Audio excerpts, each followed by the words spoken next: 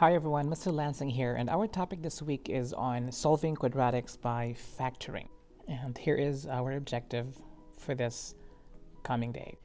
There are 5 ways in solving quadratic functions or finding zeros of quadratic functions. They are graphing, factoring, completing the square, and you also have square root method and using the quadratic formula. I believe that you had this also in the past, and today is just only a review. We have started graphing last week, and we didn't teach you first how to find the zeros or solutions of quadratic functions using graphing. And since we are allowing you to use your calculator and your Desmos calculator online, now it is really very easy for you to find the solutions using graphing, because the zeros of the function when you are going to use graphing are basically the values of your x-intercepts. We are now working on our factoring, and we are dealing with 4 different cases, and this is our first case in which there is no value for constant. So your first step is to always create an equation by creating your equating your function to 0. So x squared plus x equals 0. Now, after having the function equated to 0, I want you to inspect for a GCF. Is there a GCF existing between the first 2 terms? GCF means greatest common factor. It is a factor that is common to the terms that you can remove. In this case, we can remove x, and that's the GCF. Okay, so x, when x is removed from x squared, which it means that we are dividing x squared by x, so that is x. And divide x by x, that is plus 1. And equate this to 0. Now, you have 2 factors this time. The first factor is x, and the second factor is x plus 1. Equate each factor to 0, so we have x equals 0. And then the second factor, x plus 1 equals 0. Now this is solved. It means that x equals 0 is a solution, and x plus 1 equals 0 is not yet solved, and we can solve for x this time by removing 1 from the side, so minus 1, so x is equal to negative 1. Therefore, in this example, the solutions are 0 and negative 1. So as what we've talked earlier, when we say zeros of quadratic function, these are values of x which will make your quadratic function equal to 0. Let us substitute x equals 0 into our given function. So we have 0 squared plus 0. Do you think this value is equal to 0? Okay, there's a way to check your answer, because if this is equal to 0, then x equals 0 is a correct solution, or a correct 0 to the given function x squared plus x. The second 0 is x equals negative 1. If we're going to substitute negative 1 to the equation, if we're going to substitute negative 1 to the given equation, so we have negative 1 squared as a quantity squared. So we have negative 1 as a quantity squared plus negative 1. Negative 1 quantity squared is positive 1, and 1 minus 1 is 0, so 0 is equal to 0. Therefore, our solution in number 2 is also a correct solution. So x equals negative 1 is the correct solution. Now we are going over example number 2, 2x squared plus 6x. And the same question, find the zeros or the solutions to this quadratic function. So first step, create your equation, equate this to 0. So 2x squared plus 6x equals 0. Next step, you're supposed to find a GCF. First, between the constant, between 2 and 6, I think the GCF is 2, and between x squared and x, it should always be the lower power. This time, that is x. Okay, so when we remove 2x from 2x squared, it means that we're dividing 2x squared by 2x. So we have this and this. X squared over x is x. Okay, Then we have 6x over 2x. X and x is 1, and 6 divided by 2 is 3. So it's x plus 3 equals 0. Now you're going to equate each of these factors to 0 to solve for the 2x's. So we have first is 2x equals 0. That's the first one. And we have x plus 3 equals 0. To solve for your 0, or to the value of x in this left side, we have to divide both sides by 0, by 2. This becomes 1, so x is equal to 0 is one of your zeros or solutions. This time, at the right, we have to subtract 3 minus 3 minus 3. And this gives you x equals negative 3. This is the other solution. So again, for case A, in which the quadratic function does not have a constant, we are going to first make an equation by equating your function to 0. Second step, look for a GCF between the two terms. Okay, if there are constants involved, like in number 2, between 2 and 6, what's the biggest factor, or what's the biggest number that we can divide both 2 and 6? In this case, our answer is 2. And between the two variables, it should always be the lower power coming out. Okay.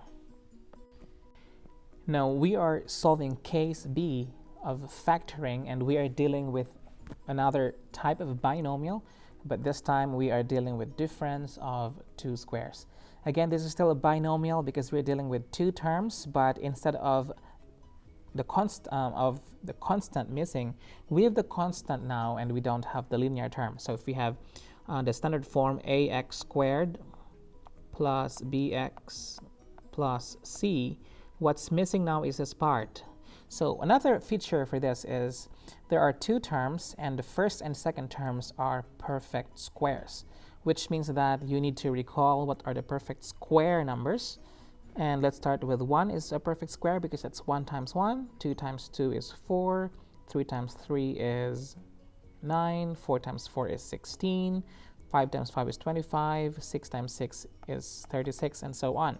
And how do we identify if a variable is also a perfect square? So take note that if the power is even, it means that it's a perfect square. So can we say that x to the power of 10 is a perfect square?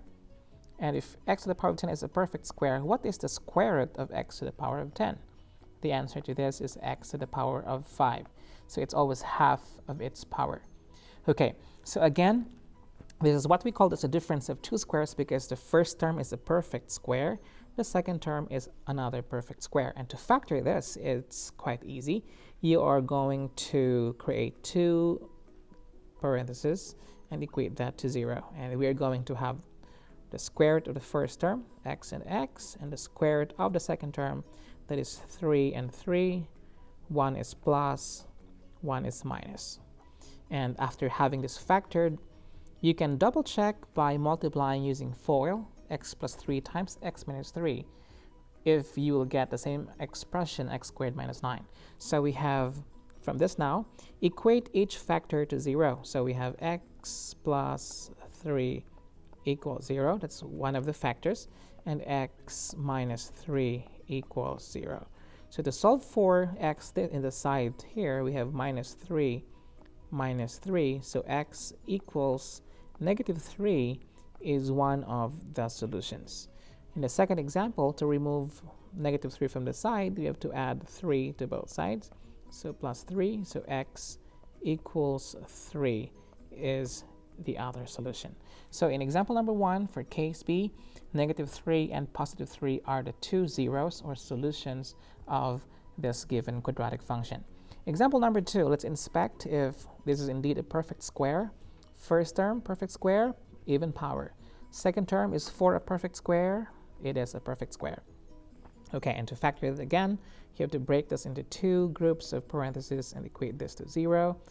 Now we have square root of x squared is x. That's half of the power. And this is also x. And 4 is 2. And this is 2.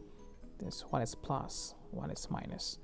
Now equate each factor to 0. So x plus 2 equals 0. This is the first one. And the second one is x minus 2 equals 0. So to have the x value isolated, we have to subtract from both sides. Subtract 2, so x equals negative 2 is one of the solutions for example number 2. And then in this example here, we have to add 2 to both sides to balance the equation and to isolate x. So x is equal to, this will become 0, x is equal to positive 2. We are still doing case B, but this time we are doing example number 3. So I want you to inspect closely if we are actually dealing with a difference of 2 squares this time. Okay, I want you to take a look whether the first term is a perfect square and the second term is a perfect square. So take a look closely. If it's not a perfect square, what makes them not a perfect square? Okay, let's take a look at this. So although x squared is a perfect square, 2 is not, and 200 is not, which means that we cannot factor this one as case B yet. But take note, your first thing that you need to do is to create an equation. Minus 200 equals 0. And after this, find out if there is a common factor existing between your first term and second term. So again, even if you're dealing with case B, you still need to go back and look for a GCF. I believe there is a GCF, and that is 2. So removing 2 to each of the terms gives you x squared, because 2 times x squared is 2x squared. 200 divided by 2 is 100. Okay, equals 0. Now, do you think we have a difference of 2 squares? So, but before that, we can divide both sides by 2 first to remove this. Okay, and this is still 0. So x squared equals, x squared minus 100 equals 0.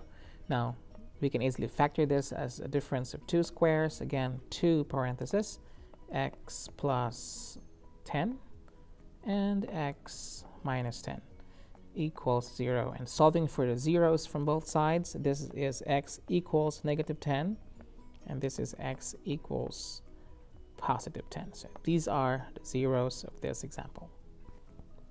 Now, we are now doing case C, and we are dealing with a quadratic trinomial. So it's a trinomial this time, not anymore a binomial, which means we are dealing with a complete 3-term quadratic trinomial. So to factor this type, you're going to create a big X here, and we have C and B. So the value of C is 21, and our B value is 10. Now, we're going to look for the factors of 21 that, if you will add, will give you the value of 10. Again, what's on top will be factored out, and choose which of the sets of factors of 21 will give you a 10 as a value. So 21 can be factored into 1 times positive 21. 2 is not, so 3 is a factor, so 3 times 7. But take note, negative 1 times negative 21 is also a factor. So I want you to exhaust all possibilities. But if you already find the correct values, then you may stop if you'd like. Then we have negative 3 times negative 7. But out of all these factors of 21, which do you think is the set of the factors which will add up to 10? So I believe this is the value here. So we have 3 and 7. 3 times 7 is 21, but 3 plus 7 is 10. So we have chosen that value. So now we have to create our factored form using these values. We have x plus 3 and x plus 7, and equate each factor to 0. Okay, so we have x plus 3 this time equals 0, and x plus 7 equals 0. So solving them, we have minus 3 and minus 3, minus 7 and minus 7. So we have 2 answers for our x values. This becomes 0. So x equals negative 3. This is one of the solutions, or one of the zeros. The second one is x equals negative 7. Here is example number 2 this time. The same case, quadratic trinomial, a is equal to 1. So first step again to create a big X, and c here is negative 16, and the value of b is negative 6. Okay, so take note that we're going to factor negative 16 and find out which of the factors of negative 16 will add up to negative 6. So always start from the smallest value, negative 1, paired with positive 16. So take note that you're going to make one value negative 1 positive, negative 2 paired with 8 is 3 a factor now, 4 a factor. Yep, negative 4 times 4. That's correct. Okay, 5, 6, 7, 8. Nope, not anymore. So negative 16 is also factorable as positive 1 times negative 16 this time. Then positive 2 paired with negative 8, and positive 4 paired with negative 4, although these are the same values. Okay, now I want you to choose between the factors we have, which of the factors do you think will add up to negative 6?